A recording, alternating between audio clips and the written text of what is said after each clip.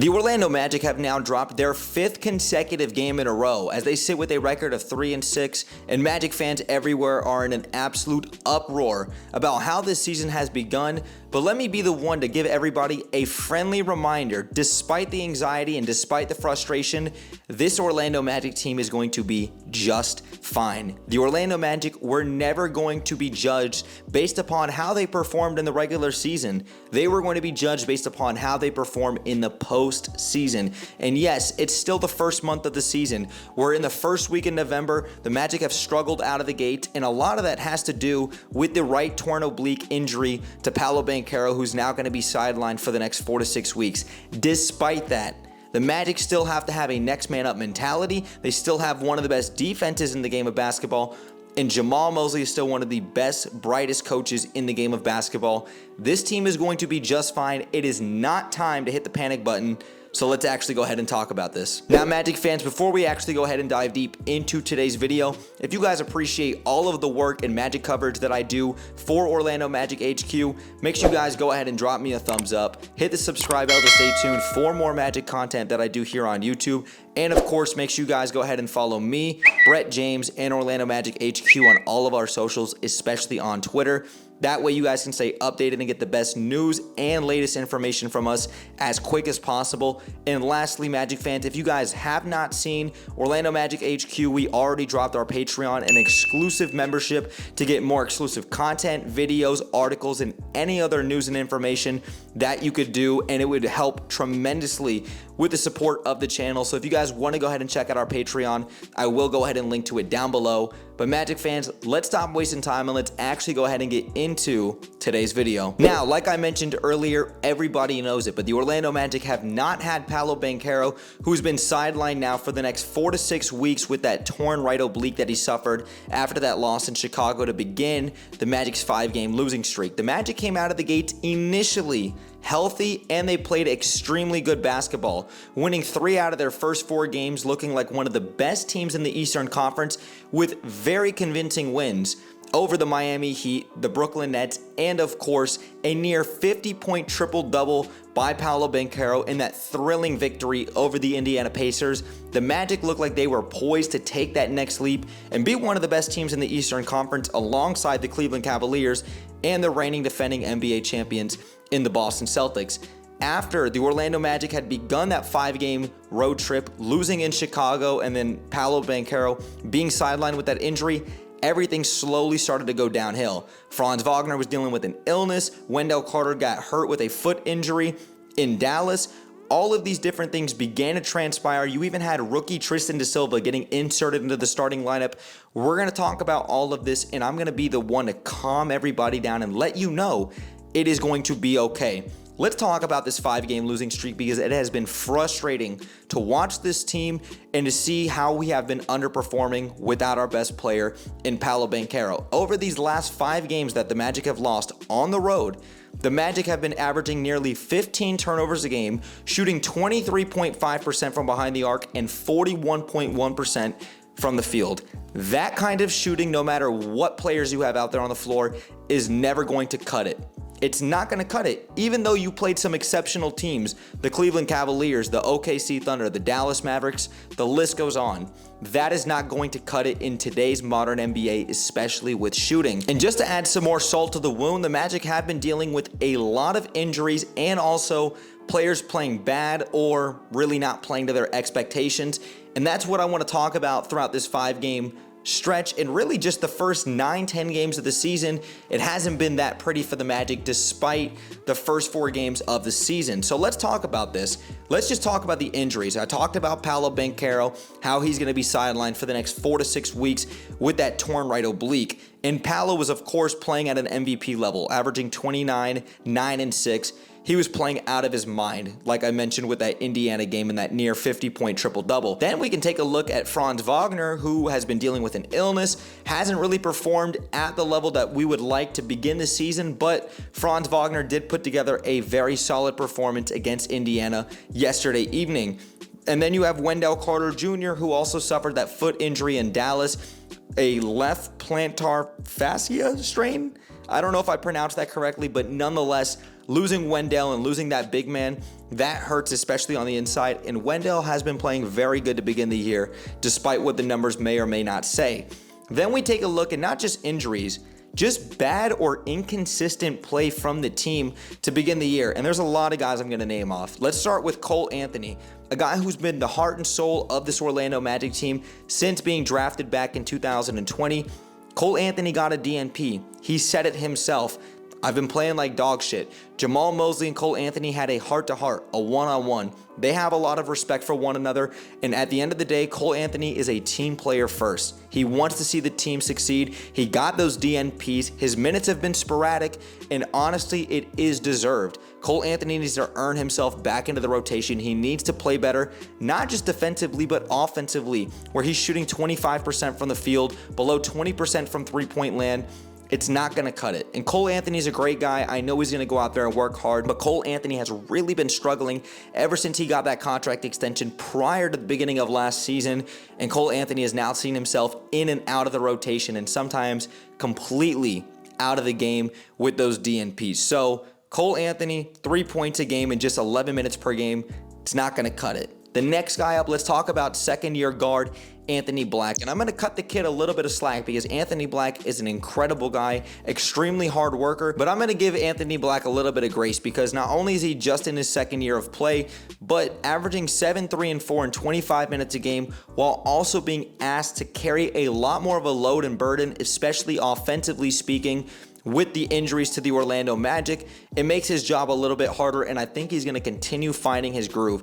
He's doing a good job of playing off of 2 feet, getting inside the paint, trying to collapse the defense, and make plays at the rim. I give Anthony Black that. Of course, he's still a young player who's going to continue to learn and grow, but you'd like to see more from him, especially because I think he has the potential to be the future point guard of this Orlando Magic team. And let's talk about another second-year player in Jet Howard, who I see a ton of Magic fans on Twitter talking about how they are essentially writing off Jet Howard. He's a bust and that they're essentially done with him. All I ask is that you keep that same energy. If you're going to talk negative about Jet Howard, a guy with his work ethic and his skill set, who I think is only going to continue to get better and be a great player for this Orlando Magic team, keep that same energy. Jet Howard is somebody who I invested all of my stock into this offseason. I think he's going to continue to thrive, continue to be a good player, and it is going to take time. Remember how a lot of Magic fans were done with Jalen Suggs after the first 2 years of his career, not only with injuries, but with his play? Year 3, he showed how valuable he was and how he was a cornerstone piece. Keep that same energy with Jet Howard. He essentially didn't even play his rookie year after spending a majority of his time with the Osceola Magic, and he has struggled to come out of the gates and find a consistent groove. I understand KCP and Gary Harris are playing minutes over him, but guess what? Jet Howard is a 20-year-old kid who is only going to get better. He's going to provide that three-point shooting once he finds a groove, once he finds a rhythm, and once we get everybody back intact. I know it's a lot to ask for the Magic to stay healthy, but when the Magic are healthy, I believe Jet Howard is going to have rotational minutes on this team. He's shooting 33.3% from the field and 32.3% from deep. I understand it's not good enough right now, but Jet Howard is a guy who has barely played, I believe, over 150 minutes of NBA regular season basketball throughout his career. Give the kid some slack and let's give him some time to develop.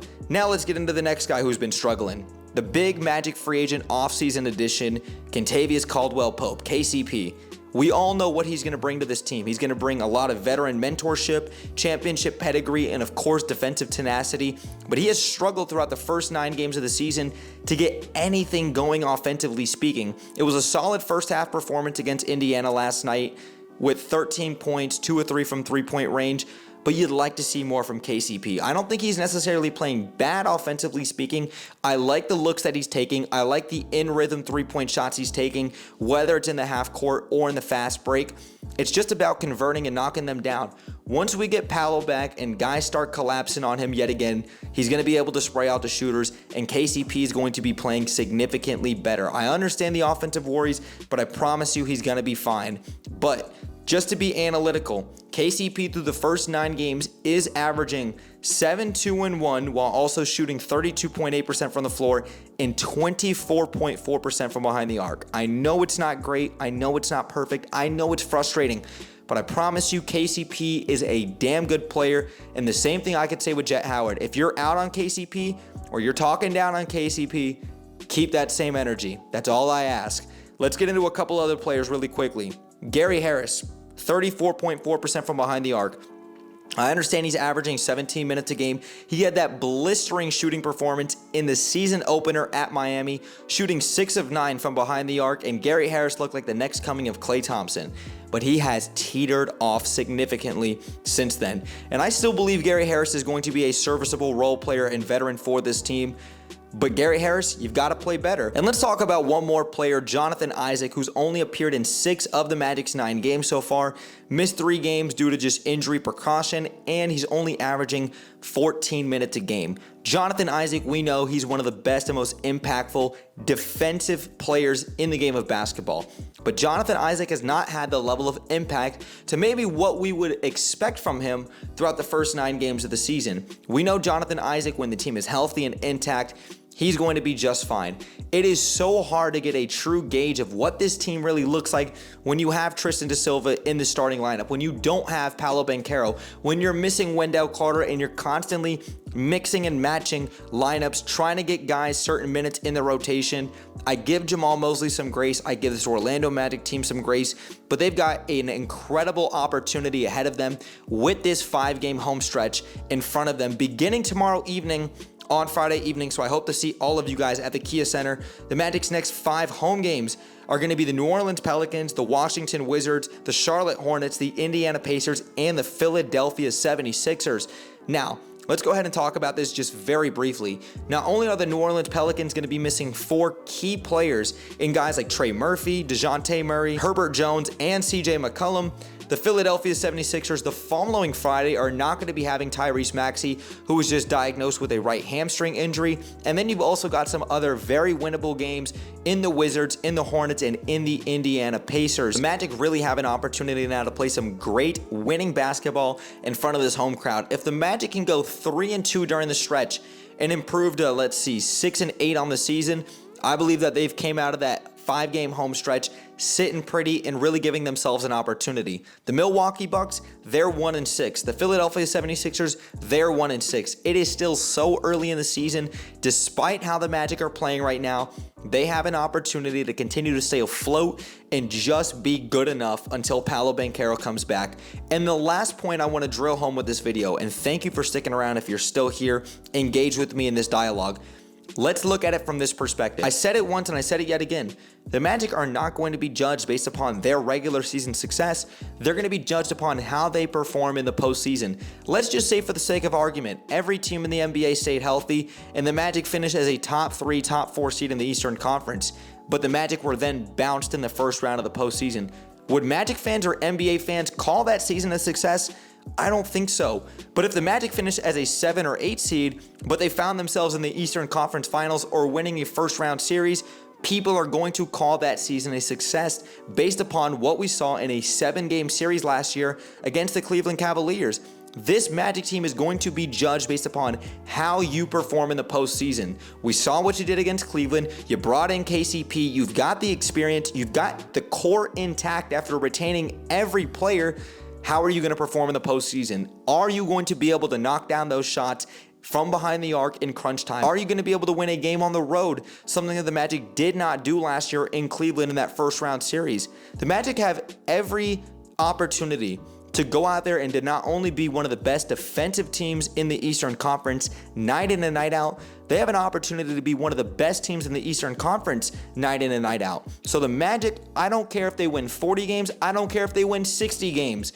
The Magic will be judged based upon how you perform in the postseason, and that's all I want to say with this video. Magic fans, I expect to see all of you guys at the Kia Center for the next 5 games. Try to make it out to as many games as possible. Look forward to seeing you guys. I look forward to continuing to cover this team and to be working at this opportunity every single day, day in and day out.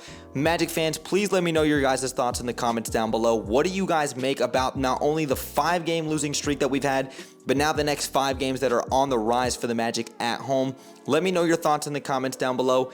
And And like I said, if you guys appreciate all of the work and the coverage that I do surrounding the Orlando Magic, make sure you guys go ahead and drop me a thumbs up, hit the subscribe bell to stay tuned for more Magic content that I do here on YouTube, and make sure you guys go ahead and follow me, Brett James, and Orlando Magic HQ on all of our socials. The link tree will be in the description down below, so you guys can go ahead and check that out. But Magic fans, thank you guys again for sticking around throughout the whole video. Brett James, aka BJ, I'm out, y'all. And like always, let's go Magic.